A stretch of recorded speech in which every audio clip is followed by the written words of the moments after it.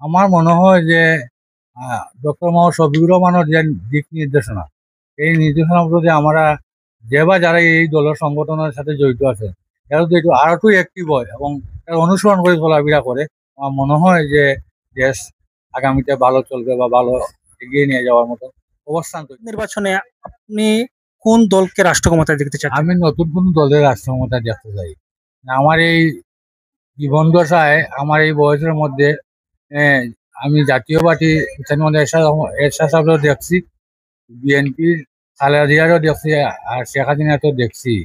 অতএব আমার মনে হয় নতুন কোনো দল হোক, যে দল দেশের মঙ্গল বয়ে আনে, দেশের সাধারণ মানুষ সুন্দরভাবে জীবিকা নির্বাহ করতে পারে।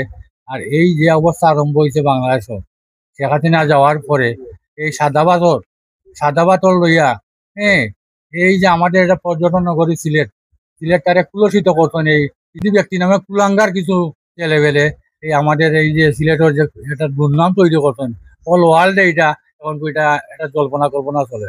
অতএব আমি মনে করি নতুন কোনো দল হোক এই রাষ্ট্র ক্ষমতায়, দেশটারে এমন ভাবে এটা চালাই নিও, দেশের বিশ্বের মধ্যে এই দেশটারে তাদের ভালো অবস্থানে রেখে দিতে হবে। আচ্ছা দাদা, আমরা দেখতে পাচ্ছি যে নতুন বেশ কিছু সংগঠন মানে কাজ করছে বাংলাদেশ বিনির্মাণের জন্য। তো আপনার দেখা মতে মানে নতুন সংগঠন কার দিকে আপনার জনমতটা এগিয়ে এগিয়ে থাকবে?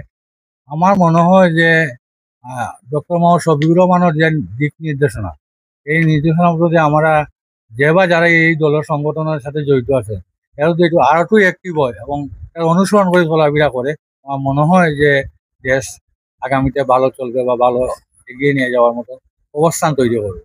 আচ্ছা, ডক্টর শফিকুর রহমানের নেতৃত্বাধীন জামাতে ইসলামী যদি রাষ্ট্র ক্ষমতায় যায়, তাহলে আপনার কি মনে হয় প্রত্যেক ধর্ম, জাতি, বর্ণের বা এই যে দুর্নীতি, দর্শন, সন্ত্রাসী এই কার্যক্রমগুলা কি বন্ধ হবে? আপনি কি মনে করেন?